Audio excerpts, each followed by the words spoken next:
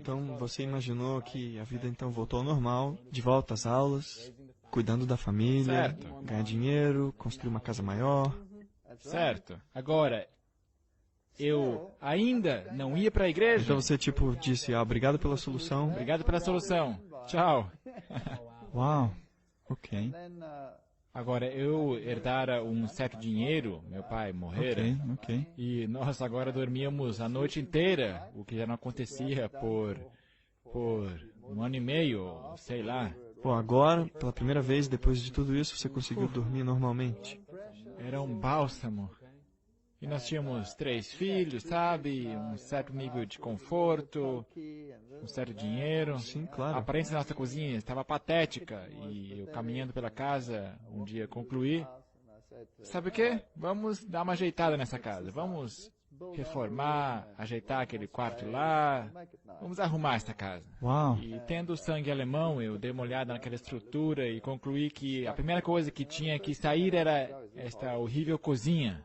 E tinha algumas paredes que me irritavam, eu tinha que dar a volta nelas e então eu subi ao sótão para ver a estrutura, peguei a minha marreta e comecei a martelar, aniquilei aquela parede. Ok, tudo bem. Eu Tá acabei com aquela cozinha, minha pobre esposa ficou na miséria. Eu cozinhava na garagem. Oh, uau, tá bom. Não sei como é que você conseguiu fazer isso.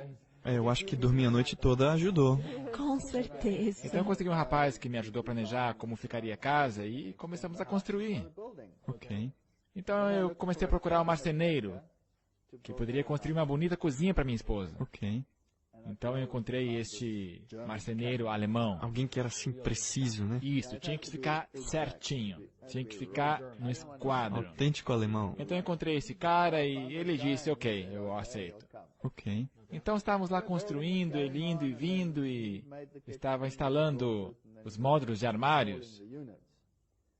E enquanto ele instalava esses módulos, ele me disse, sabe, eu não somente construo cozinhas, mas eu também caminho com o Senhor. Ele disse, eu caminho com o Senhor? Eu caminho com o Senhor. Ok. Eu poderia conversar contigo sobre isso? E eu pensei comigo mesmo, ai, não, desses estúpidos cristãos. Eu tinha essas raízes de rebelião em mim. Então eu fui bem duro com ele. Eu disse, sabe do quê? Que você caminhe com o teu Senhor, mas o que eu quero é uma cozinha. Ele entendeu onde ele estava e quem você era. Eu não queria ter nada que ver com o Senhor dele. Mas ele acrescentou, mas você se importa se eu lhe der isso? E ele então pegou da sua bolsa um folheto e o entregou a mim. Uau. E eu pensei comigo mesmo, ai não, mais um desses estúpidos folhetos cristãos. Mas ele estava lá de pé, eu não queria jogar fora, e então eu enfiei o folheto numa das gavetas ali que ele instalara e fechei. E eu tinha que ir ao trabalho, então eu esqueci disso. E 3 meses depois, tudo estava acabado. A casa foi quase que reconstruída, ficou uma gracinha. Agora uma casa linda e a vida continua. Isso, a vida continua e as coisas se aquietaram em casa, temos ainda mais conforto, sentados em frente à TV, uma boa de uma piscina, isso e aquilo, e você sabe como é que é no mundo. Ok. E tudo calmo em casa. E eu pensando com meus botões, você é um pobre de um hipócrita. Você alegremente aceita ajuda, mas quando se trata de algo recíproco, você se assenta e simplesmente usufrui os benefícios, mas que ingratidão, isso aí é doentio. E você pensou, a consciência estava acusando, você não retribuiu aquilo que o Senhor estava dando a você? Que ele me dera. Então pensando comigo mesmo, qual que é o melhor jeito, se eu conseguisse de alguma forma transferir essa responsabilidade, não sei, financeiramente. Então, faça isso. Então, a primeira coisa que eu fiz foi a igreja católica, que, na verdade, precisava de um reparo. O telhado estava numa situação precária. Ok. Então, eu me dirigi ao sacerdote e falei para ele, olha, seu telhado aí está precisando de um conserto. Eu assumo esse conserto. Então, vê se fecha um contrato aí. Conserte aí o seu telhado. E eu escrevi um cheque para ele. Uau. E isso foi uma coisa extraordinária para você, de qualquer forma? Porque você... eu nunca dera nem um centavo para a igreja, não. E agora, pelas coisas que aconteceram na sua vida, agora você começou a reconsiderar o que a igreja fez por você? Então, primeiro eu fiz uma contribuição financeira. Mas isso não resolveu o problema para mim, não.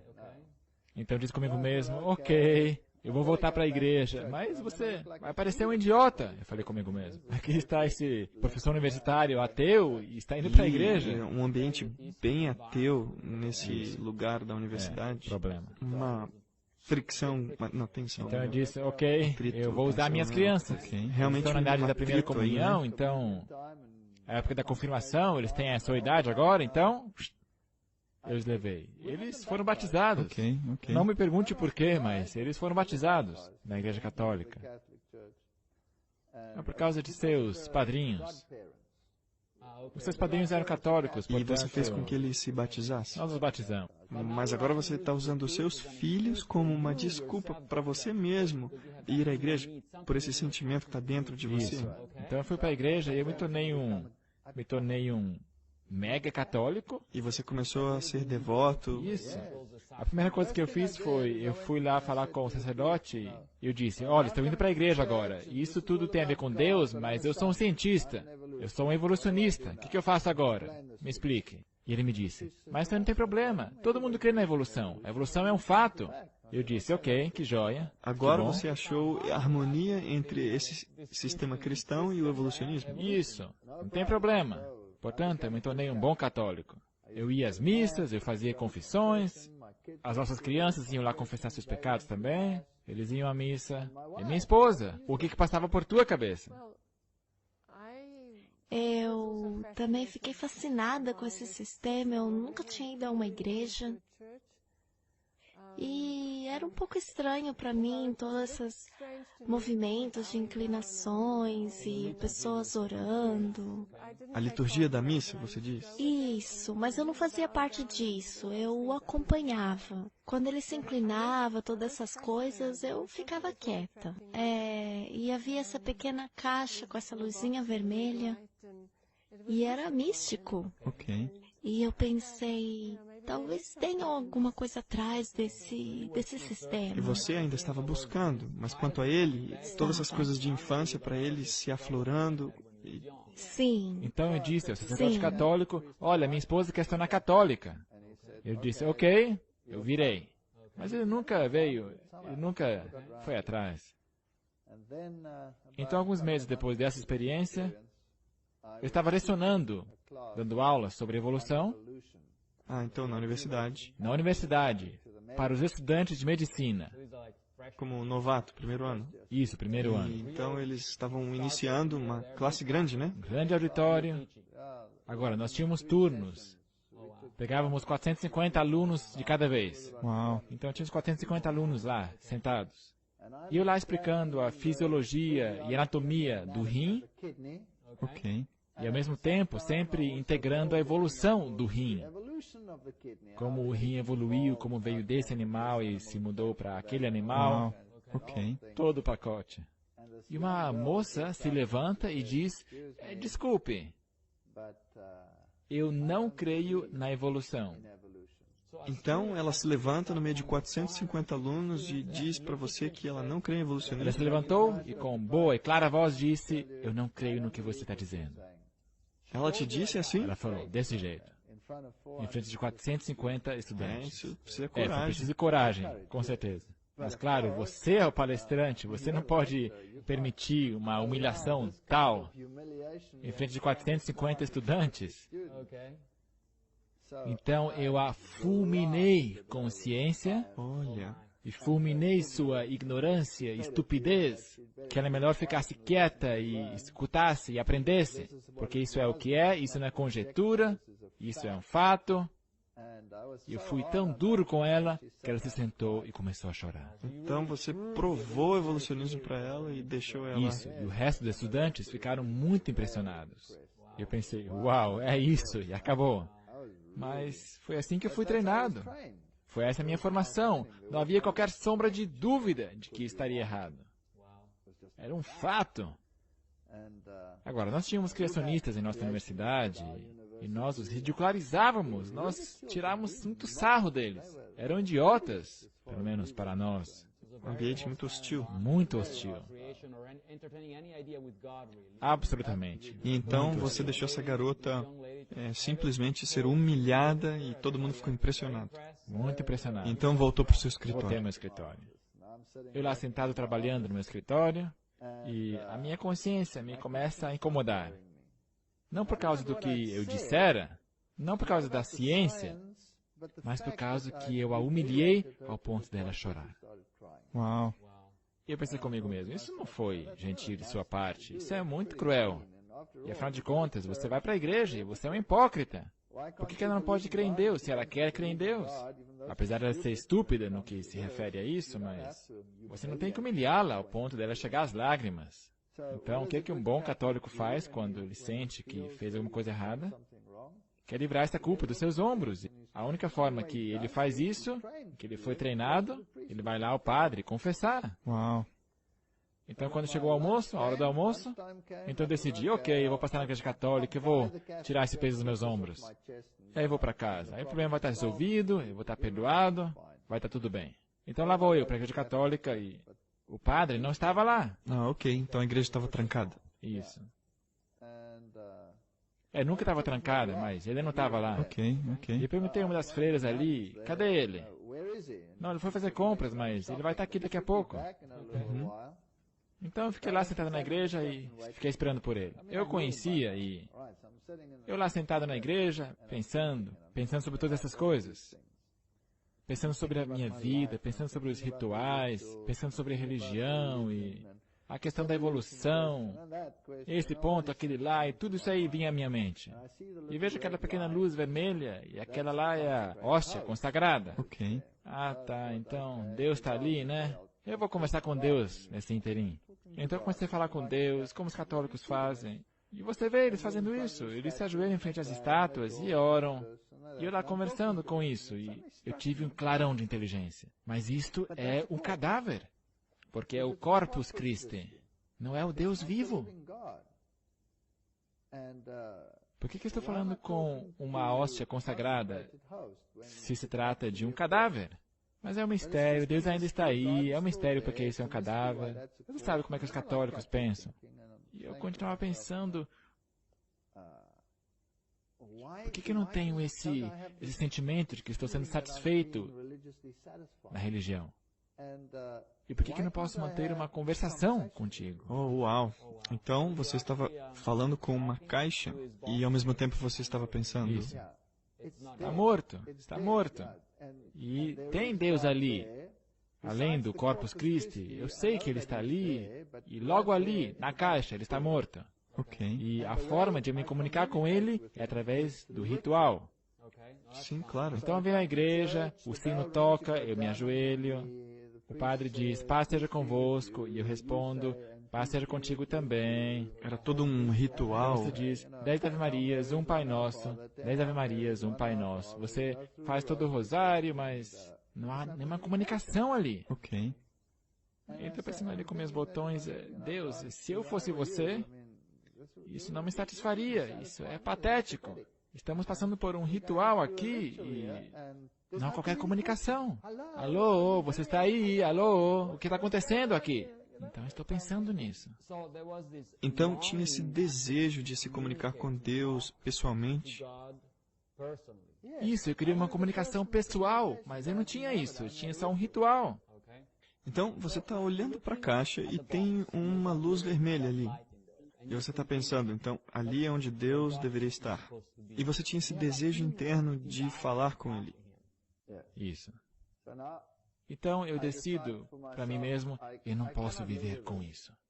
E ao mesmo tempo eu começo a ficar irritado porque o padre católico não aparece. Ok. E meu tempo está passando porque eu tenho que voltar para a universidade. Ok. E eu pensando comigo mesmo, eu só estou vivendo num ritual aqui. E talvez isso não seja o que eu queira. Então eu quase cheguei ao ponto de dizer que isso foi um erro, mas não foi um erro. Foi a maior coisa que eu já fiz. Eu disse, ok, Deus, se você existe, Uau. então se revele a mim. Uau. E eu vou romper com a religião porque eu sinto que não há nenhum contato aqui. E eu vou dar uma pausa, eu vou voltar ao meu antigo estilo de vida, mas se você existe, revele-se a mim. Ok, então você falou para você mesmo, eu não posso lidar com esse ritualismo. Eu quero um contato pessoal com Deus. Isso. E se você não existe, Uau. então não vale a pena. Então não vale nada para você. Uau. E você não estava conseguindo encontrar Deus nesses rituais. Você precisava de um contato pessoal com Deus. Isso. O que aconteceu então depois? Então eu fui para casa, porque esse padre não vinha. Ok. Então eu fui para casa e nós jantamos, ou sei lá. Eu precisava de alguns documentos para a universidade e eu não tinha muito tempo. Então eu fui lá para a cozinha e abri essa gaveta. E um ano antes eu tinha colocado aquele folheto lá. Isso agora é um ano mais tarde. Então, aquele marceneiro que reformou toda a sua cozinha Isso. e te deu aquele panfleto. Então eu perguntei à minha esposa, aonde está isso, aquilo lá? E ela disse, está naquela gaveta. Ela sabia onde você colocava as coisas, né? Isso. Eu abri aquela gaveta para encontrar o que eu estava procurando. Eu não sei mais o que eu estava procurando, mas enquanto eu estava procurando, eu encontro esse folheto. Ok. E me lembrei de que esse homem me dera aquele folheto. E tudo isso aconteceu assim, Mesmo em dia. uma hora, logo depois que você orou? Menos de uma hora. Oh, uau. Isso.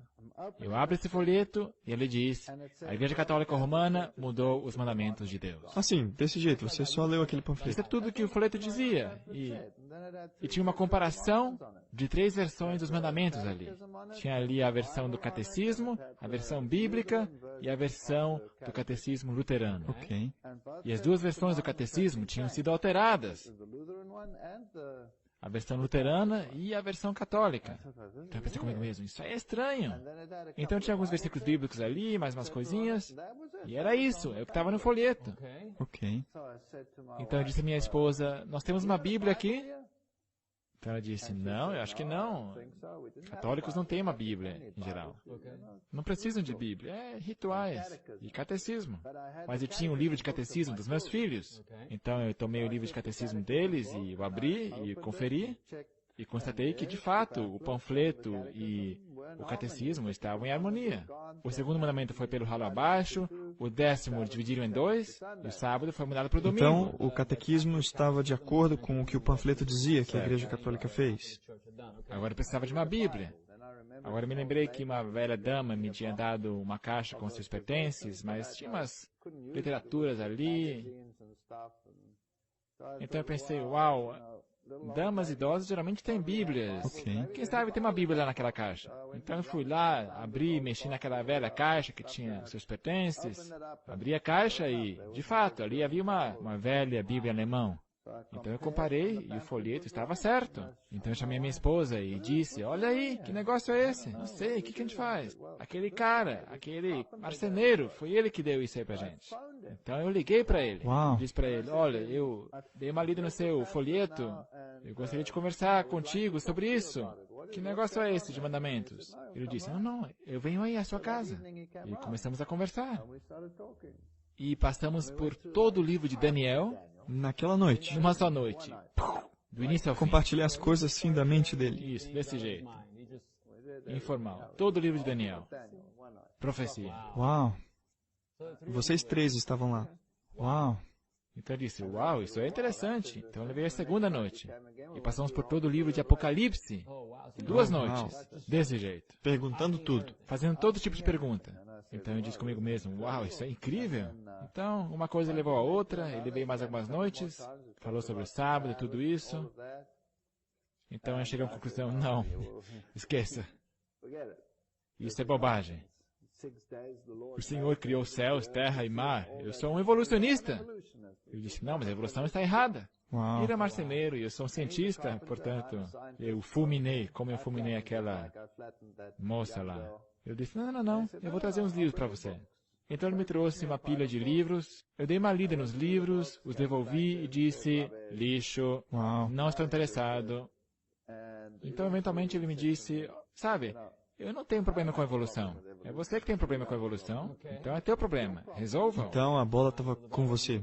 Isso. Então no interim eu pensei, eu quero ser justo. Quando se tratava do chifre Então pequeno, você estava estudando profecias Estava estudando e profecia. ao mesmo tempo essa questão de evolucionismo versus criacionismo.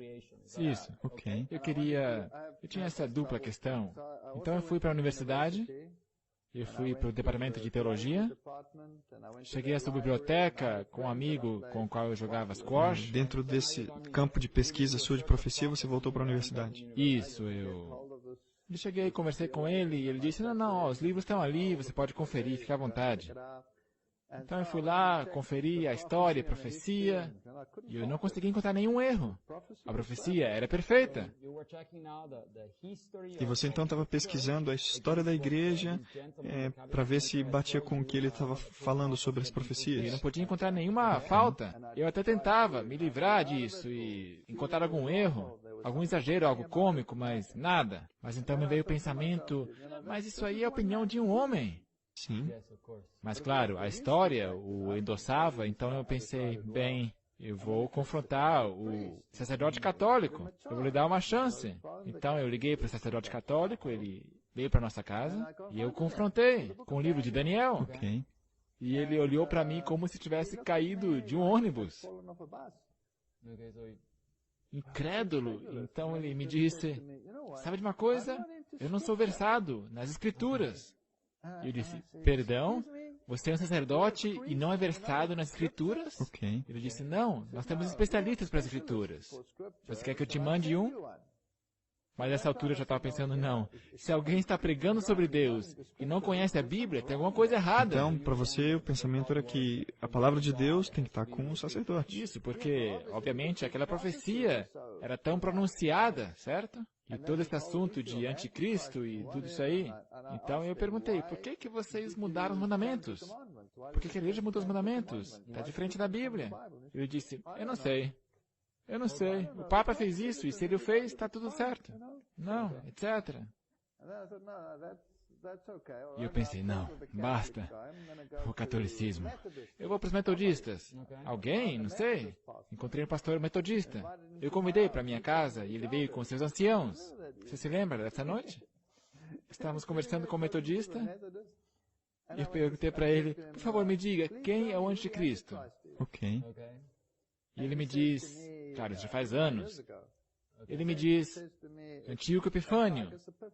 Antíoco Epifânios IV, o rei grego. Então eu peguei a Bíblia e disse, desculpa, eu não estou entendendo o que você está dizendo. Então eu passei pelo livro de Daniel com ele, e lhe mostrei que saía do quarto animal. E isso é Roma. Todo mundo concorda com isso, de que é Roma. Aqui está o chifre pequeno, sai de Roma. E você me diz que se trata de um rei grego? Então, por favor, me explique isso. Como é que pode ser um rei grego que sai de Roma? Oh, e ele tenta desviar para lá e para cá e ele, evidentemente, ficou muito desconfortável. E eu não tenho um tom agressivo, eu só quero descobrir, sabe? Eu preciso de uma resposta, preciso de uma resposta. Eu não vou entrar numa coisa cegamente. Eu não vou cometer uma loucura assim. Então aqui está o mundo protestante. Expliquem-se. Então o que ele faz é, ele se levanta, se dirige ao seu ancião mais jovem e tampa os seus ouvidos. Dessa forma. Sério? Isso.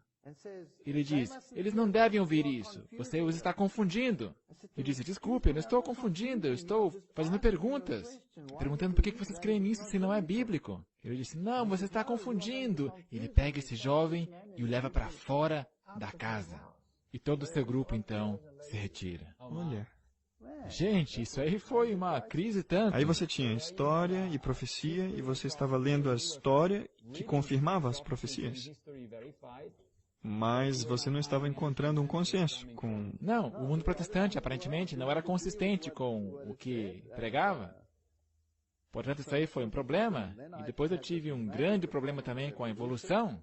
Eu chego ao meu lugar de trabalho um dia e, do nada, a minha secretária... Do nada, porque ninguém sabe o que está passando pela minha mente, certo?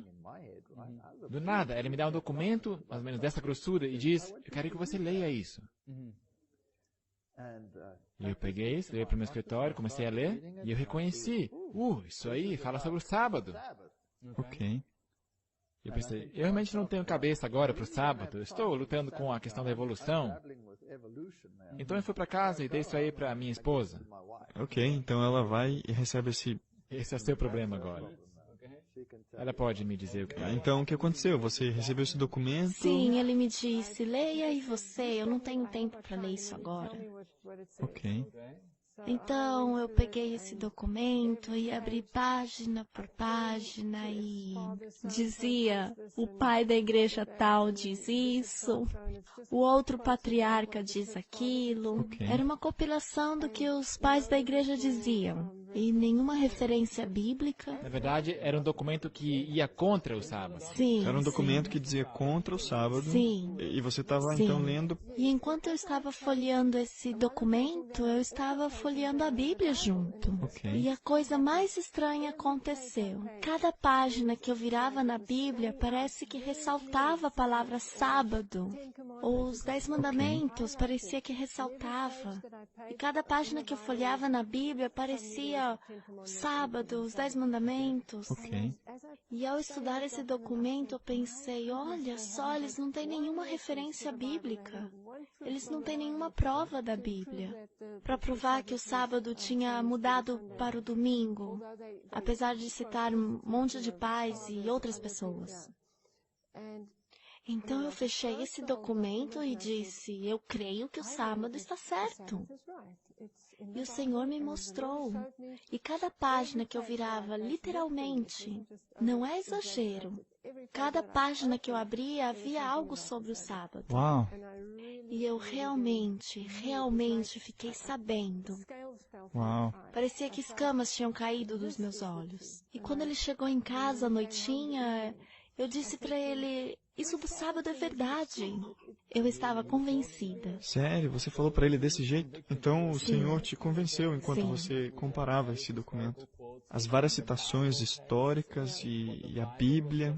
E o Espírito Santo usou isso para criar uma impressão bem profunda em você. Eu não precisava de nenhuma prova mais. Uau. Eu não tinha essa mente inquiridora que ele tinha. O Senhor me mostrara. E eu aceitei imediatamente. Uau! E para você deve ter sido uma luta tremenda. Você estava estudando essas profecias e o evolucionismo e agora ela começa a acreditar no sábado. Acreditava num Sim. Deus Criador que fez a Terra em 6 dias literais e descansou no 7º Isso aí não dia fazia e sentido. abençoou. Isso realmente agora exerceu uma pressão sobre mim. E eu voltei para a universidade e disse comigo mesmo, ok, vamos tentar outra vez.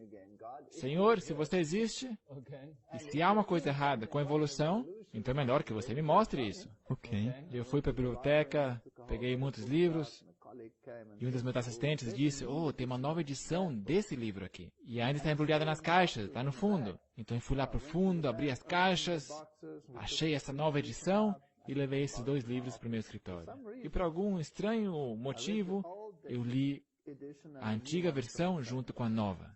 Uau! Então você estava folheando página com página comparando. Comparando, aonde é que o velho diferia do novo? Eu queria saber, essa aqui é a informação antiga, essa aqui é a informação nova. Portanto, obviamente, tem mais no novo do que no antigo. E para minha surpresa, o livro antigo dizia, não há fósseis intermediários. Não há evidências de fósseis intermediários. E eu ia para o mesmo capítulo. Na nova edição, não há sequer menção disso. Simplesmente pulou essa parte. Claro, é cientificamente profundo. Você não saberia que há uma coisa errada. A versão antiga é mais honesta que a E nova. revelando alguns pontos fracos do evolucionismo. Esse era um livro de paleontologia. E eu raciocinei, ok, obviamente tem uma coisa sendo tapeada aqui, mas exatamente o que isso é? Eu não sei, mas eu não tenho tempo para isso. Eu estou mesmo ocupado com genética. Nessa época eu estava lecionando genética também. Então, passando por esse assunto, eu pensei, o que eu vou fazer é o seguinte, só para mim mesmo, pensando de forma genética. Quais são os problemas com o pressuposto do surgimento do acaso? Há todos esses sistemas genéticos, intricados sistemas. Eu fiz uma lista de umas 5 ou 6 perguntas que realmente eram difíceis de serem respondidas. E tinha um simpósio com os estudantes de pós-graduação, onde também todo o corpo docente estava lá. Eu fui a esta palestra e eu era o apresentador. E eu propus comigo mesmo, eu vou fazer as perguntas agora. Uau, então foi um passo ousado. Foi deveras ousado. Agora, me entenda bem, eu era um evolucionista. Eu só formulei para mim mesmo algumas perguntas que realmente eram difíceis de serem Desafiando os pressupostos o próprio fundamentais do fundamento da evolucionismo. teoria evolucionista. E, afinal de contas, a evolução se baseia na seleção natural, mas essa seleção tem que acontecer entre opções que já existem. Como é que, antes de mais nada, essas opções surgiram? Tem que ser sorte.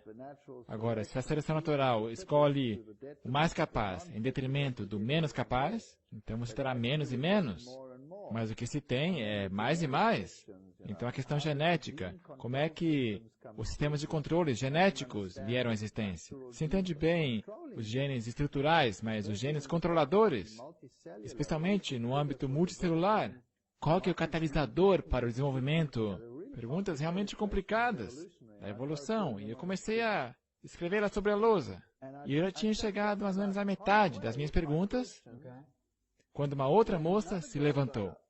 Uma estudante honesta, do nível de pós-graduação.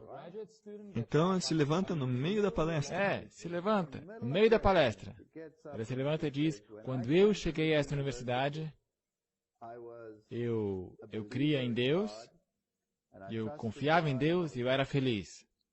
E vocês me roubaram da minha fé, vocês, palestrantes. Então ela estava se referindo ao corpo docente ali da faculdade? E eu me tornei uma evolucionista. E esta paz, esta alegria que eu tinha, já era. Vocês tiraram ela de mim. Uau. E agora o Dr. Veit faz essas perguntas. E eu agora reconheço que eu poderia ter continuado crendo em meu Deus, e não em vocês. E eu não creio mais na evolução depois dessas perguntas. Uau. E o corpo docente explodiu. E um palestrante lá levantou e gritou comigo. E ele ficou tão bravo, ele literalmente começou a espumar. Uau. E eu olhei para toda essa cena e eu vi esta ira cega. E de repente me bateu um pensamento. Eu pensei, isso aí não é uma questão meramente de ciência. Claro. Essa aí é uma emoção que vem de uma fonte totalmente diferente. Esse assunto aí é religioso. E foi nesse ponto que a minha busca, na verdade, começou. E eu comecei a pensar comigo mesmo, certo, tem alguma coisa errada com a evolução. Agora, o que exatamente? Isso aí vai precisar de um certo trabalho, mas agora estou no caminho, questionando, uau, tem alguma coisa errada aqui. A atitude dos membros docentes foi tão negativa que, de fato, fez você pensar, ups, a base, afinal de contas, é um problema filosófico, religioso. Eu não falei nada de grande, tudo que eu fiz foi questionar algumas coisas básicas. E de repente eu era o dragão na faculdade. E antes disso eu era o garotinho de olhos azuis, o cientista de rápida ascensão, com esses pós-graduandos, as publicações, tudo isso aí. E de repente você é nada, você é desprezado. Por quê? Porque você fez algumas perguntas. Oh, uau, então isso te colocou numa posição difícil? É. Mas eu ainda não estava preparado para aceitar o sábado. Ok. Eu tinha que primeiro crer que não havia evolução. Eu não iria guardar o sétimo dia, os 6 dias da criação, se de fato não houve criação. Isso não faria sentido. Mas ela estava convencida, e eventualmente eu me tornei mais e mais convencido também. Mas eu ainda não estava preparado para dar esse passo. Então eu tive um sonho, às 2 da manhã. Uau. E o mesmo fenômeno voltou à nossa casa. Então seu filho começou novamente a receber essa manifestação às 2 horas da madrugada? Então eu pensei comigo mesmo, tudo bem. E outro evento desconcertante era que enquanto eu passava por essas turbulências, depois de já ter tido alguns estudos bíblicos, não somente sobre a profecia, mas também sobre o estado dos mortos, e todos esses assuntos, o telefone tocou e eu atendi o telefone, e era o exorcista católico, o sacerdote. Então, o senhor que tinha ido à tua casa e feito todo o ritual. Isso. E eu me lembro que isso foi mais de 1 ano depois. E de repente ele está aí o telefone. Eu não falaram com ele por mais de 1 ano. E ele me diz, você está em sérias dificuldades. Eu perguntei, qual é o problema? Você tem que voltar à igreja católica imediatamente? Disse, por quê? Porque teu pai está sofrendo tormentos terríveis no purgatório. Por causa de você. Uau. Então eu pensei comigo mesmo, ok. Porque nesse ponto eu já tinha reconhecido que não havia purgatório, segundo a Bíblia. Claro. Mas o mais interessante para mim foi como ele alegava saber disso. Eu perguntei para ele, como é que você sabe disso? Ele disse, bem, as freiras me disseram. E como é que as freiras sabem? Ele respondeu, os espíritos o disseram a elas. Uau. Foi isso que ele disse. E com isso eu percebi que eles estavam, na verdade, tendo sessões, e eram os espíritos que os informavam. E foi assim também que ele, com antecedência, sabia o que estava acontecendo na minha casa, e que, portanto, havia um complô, e percebi que era um complô demoníaco, para me levar preso do ateísmo aos rituais católicos outra vez. Olha, Quando, de fato, essa não era a verdade. E eu estudara sobre o anticristo e todos esses assuntos. E depois, o meu filho também passando por experiências similares, me compeliram a concluir que deveria tomar uma decisão. e isso te levou a uma decisão? Agora, se eu entendo, nesse período você estava lendo, devorando a palavra de Deus. Você estava estudando intensamente. Nós lemos a Bíblia inteira, ela e eu. Ela, na verdade, estava mais adiantada do que eu. Ok. Porque enquanto eu estava na universidade, ela estava estudando a Bíblia. E eu tinha outras coisas que fazer também. E ela aceitou o sábado antes do que eu. As pessoas sempre acham que foi ao contrário, mas não. Ela estava na minha frente. Então, o Espírito Santo estava te convencendo das verdades que você estava encontrando na Bíblia. E você não estava conseguindo encontrar a resposta quando você convidava um pastor de outras denominações para falar de profecia. O Espírito Santo estava te guiando e respondendo às suas orações. Certo. E te dando ali a palavra de Deus, mesmo que você não estava totalmente consciente. Ele estava te Certo. guiando. Então, pela primeira vez, nós decidimos que iríamos à igreja. Ok. E nós visitamos a igreja adventista pela primeira vez. Ok? Então você tomou uma decisão e o seu filho ainda estava tendo problemas. E a igreja, sem nós sabermos, estava orando por nós. Então, ali tinha uma pequena igreja e os membros dessa igreja adventista estavam orando pela família. Estavam orando por meu filho. E nós acordávamos às 2 da manhã, cada noite. E todo esse trauma, esse desastre estava acontecendo de novo. E todas as suas emoções, levantando 2 horas da manhã, indo no quarto do bebê, levando ele para o Eu hospital. não tinha que ir para o hospital, na verdade. Ele não ficava tão grave assim. Ok, ok. Nós conseguíamos estabilizar sua temperatura em casa mesmo. Então não era tão grave como antes. Então se acalmou e nós estávamos ainda lutando com esses assuntos. Então aconteceu outra vez e mais tarde nós descobrimos que um dos membros pensou que o problema tinha passado e ficou com preguiça e não levantou às 2 da manhã para orar. Eles levantavam 2 horas da manhã, Acordavam e todos os oravam. dias eles revezavam É. para orar por você Mas nós não tomávamos uma por decisão. causa desses problemas. Então, na verdade, agora estávamos sendo forçados a tomar uma decisão. Ok. Então começamos a ir à igreja. E agora é a sua vez de contar sobre isso. Ok, então você visitou a igreja pela primeira vez.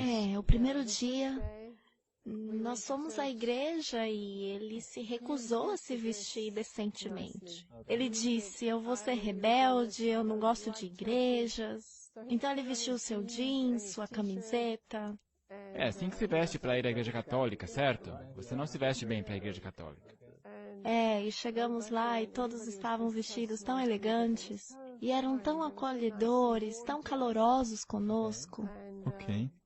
Ele ficou meio sem graça porque estava com calça jeans. Usando calça jeans e camiseta. E depois da igreja nós fomos à casa desse marceneiro e de sua família. E eles também tinham convidado outras famílias para almoçar juntos. E esse era o grupo de pessoas mais estranhas. E você chega a esse grupo e você vê esses, o que chamaríamos hoje de santinhos, que vivem numa bolha. E nessa época nós vivíamos no mundo, então para nós isso foi um choque tão grande de cultura. Então um contraste Um macio contraste gritante. entre o seu estilo de vida e o povo lá. E pareciam que eles eram quase obsequiosos, sabe? Tipo, eles não falavam alto e eram tão diferentes. E nós tivemos um estudo bíblico juntos, essas conversas, e nós ainda estávamos lutando. E penso que Satanás estava dando de tudo para que nós nos afastássemos desse grupo. Ok, ok. E falavam tanto sobre comida e comida vegetariana. E isso nos irritava. E eu falei pro Walter, por favor, me leve para casa. Eu Olha não só, então era consigo. muito. Foi demais pra gente. Foi demasiado. Ele me levou para casa e deixou as crianças lá brincando com as outras pessoas. E eu cheguei em casa e chorei mais ou menos por uma Foi hora. demasiado. Foi demais esse choque, essas diferenças. Em contraste conosco, nós estávamos totalmente no mundo. Nós íamos para baladas, bebíamos e totalmente... E vegetarianismo era como comer palha. Esqueça! Então, esse grupo de pessoas eram dramaticamente Tão diferentes. diferentes, tão diferentes. Ok. Então voltamos, apanhamos nossas crianças, nós começamos a ir regularmente. E no próximo sábado, ele passou por essa experiência incrível. Fale sobre essa sua experiência da ferida de Jó. Eu tinha esquecido disso. Isso foi... É mesmo, isso aí foi incrível. Eles todos nos convidaram a voltarmos à igreja. Ok. E eu ia com minhas calças jeans, eu me sentia desconfortável na presença de todas as pessoas de terno e gravata. E eu os acompanhava, mas eu decidi não ir à igreja nesse momento. Ok. A minha esposa foi para a igreja com eles e eu estava lá sentado na casa deles. E eu lá em casa, sentado, cuidando das crianças, porque ainda eram pequenas e sei lá. E eles estavam na igreja e eu em casa sozinho com as crianças. Então eu comecei a ler a Bíblia e eu li um pouco da Bíblia. Eu cheguei à história de Jó. Ok. Então eu cheguei ao ponto que dizia, e Deus permitiu Satanás tocar Jó. O diabo não tinha permissão de matá-lo, mas tinha permissão de tocá-lo. Uau. Então concluiu dizendo que Jó ficou cheio de chagas, feridas. E eu pensei sobre isso, fechei a Bíblia e eu lancei a Bíblia para o chão. E eu disse comigo mesmo, pronto. Isso aí é pura bobagem. Isso é impossível. Afinal de contas, quando você fica com uma chaga assim, é um problema de pele, é uma infecção bacterial, streptococcus, alguma coisa assim que penetrou a pele. Você não fica com feridas na pele porque o diabo te toca. Isso é patético. Isso aí está na Bíblia. Eu estou levando a Bíblia a sério, lendo profecias e tudo isso aí, e agora essa bobeira está aí na Bíblia.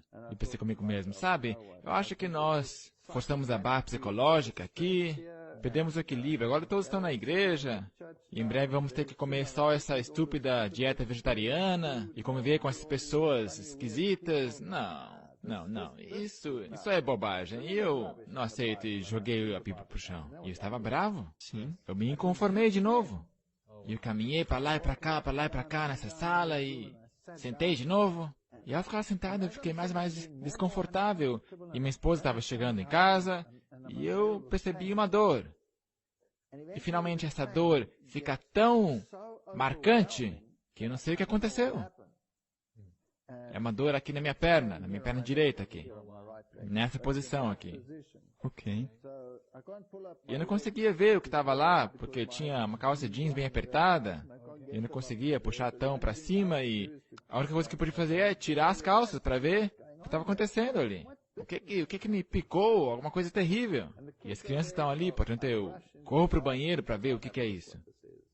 E havia lá uma úlcera, um furúnculo desse tamanho. Uau. Vermelho como sangue, tinha água, um líquido saindo dela. Eu pensei, alguma coisa me picou, tem que ter alguma coisa aqui. Uau. Estava queimando como fogo. Olha. E eu dificilmente consigo suportar a dor e fico esperando eles voltarem para casa. E finalmente chego em casa e eu digo... E quando ela chega, eu falei para minha esposa, vamos. E nós então vamos em direção à nossa casa. E chegando em casa eu mostro a ferida para ela e lhe pergunto, que diabo é esse? Tinha uma saliência e era vermelho, era esquisito. Era muito dolorido. Estava quente Uma a aranha ferida. sul-africana, você Era pensou? o que pensávamos, talvez, mas era estranho, porque uma picada de aranha ficaria esse inchaço, esse vermelho. E essa área era grande e estava inchado e vermelho. E saía água. Você estava com muita dor. Eu sentia muita dor. E eu pensei comigo mesmo, uau, e eu estava lendo o livro de Jó e estava zombando desse episódio de Jó. E agora eu tenho isso na minha perna, o que está acontecendo? Então nós dissemos, vamos orar, lembra? Então nós fizemos uma oração. Eu disse, ok, Senhor, desculpa, eu joguei para o chão a tua Bíblia, eu disse que isso era ridículo. Mas se isso é de alguma fonte do maligno, então por favor remova isso de mim. Sumiu. É mesmo? Tinha sumido. Eu pensei, não, eu tô ficando louco. Você pensou que estava ficando doido. Isso é psicossomático, eu tenho que estar em algum estado emocional. Isso é uma reação nervosa, sei lá. E agora que tinha sumido, é típico, a mente científica. Você não consegue lidar com qualquer coisa paranormal. Eu disse, pronto. Eu disse para ela, nada de religião mais. Isso não faz bem para nós mentalmente. Ok.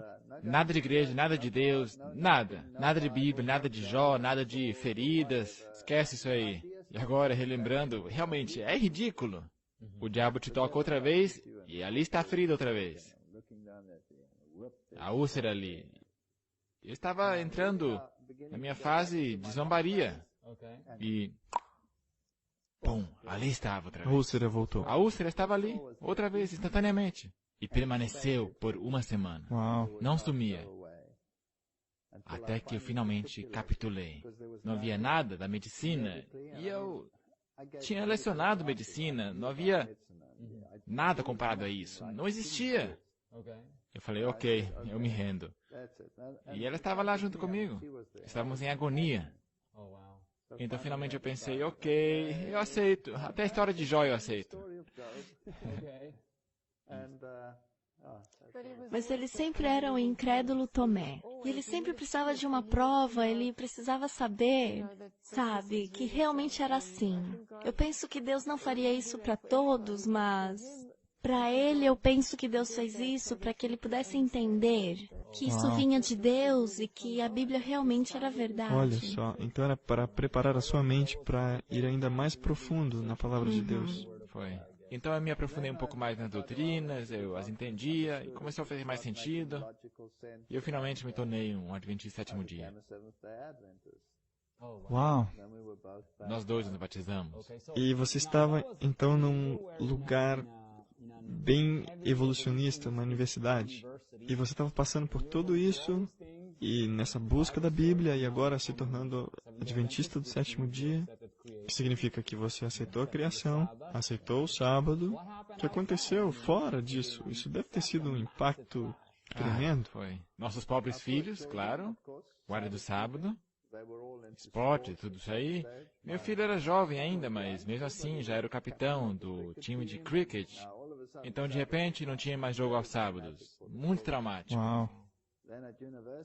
Então, na universidade, eu me dirigi ao professor e disse, eu não estou mais em condições de lecionar evolucionismo. Então era o coordenador do departamento? É. Então ele me perguntou, o que você sugere que a gente faça? Eu não sei o que a gente vai fazer sobre isso, mas eu não quero complicar a tua vida, portanto eu renuncio. Uau. Eu disse, bem, a gente vai falar sobre isso ainda. Então o reitor me ligou.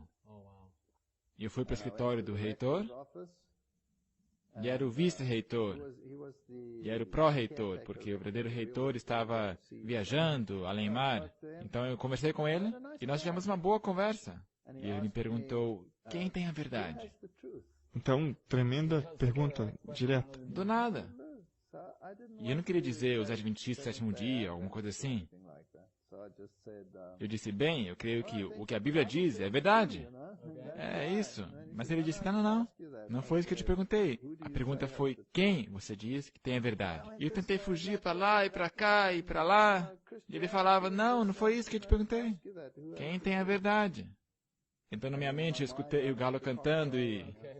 Então eu disse, ok, eu creio que os Adventistas do sétimo dia têm a verdade. Ele disse, ok, muito obrigado. Eu desejo tudo de bom para o teu futuro e já que você está renunciando, isso, aquilo e... Uau. Pronto.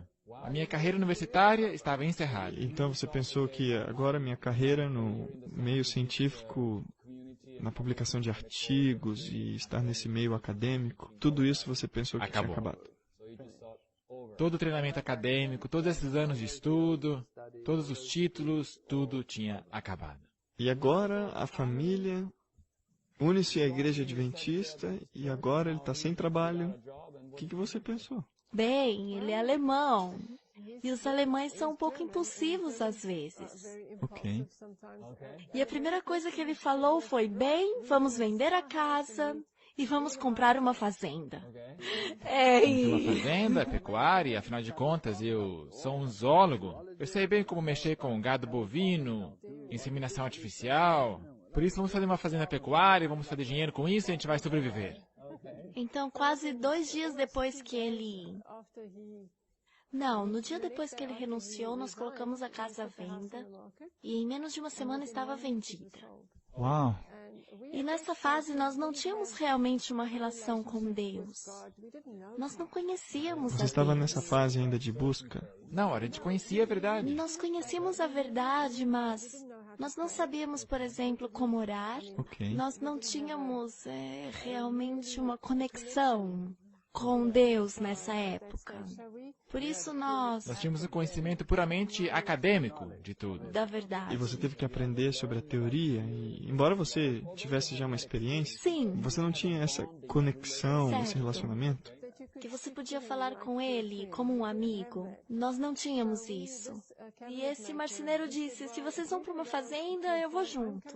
Eu vou vender meu negócio Olha, e nós vamos começar uma fazenda. Nós dissemos para ele, então você ore e pergunta para Deus se é isso que nós devemos fazer.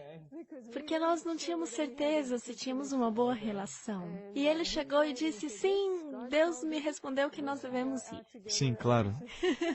Sim, a uma fazenda juntos.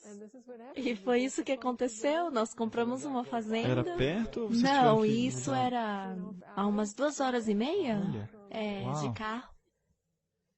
E ela se mudou antes de mim, porque eu ainda tinha que encerrar o período letivo. claro, claro.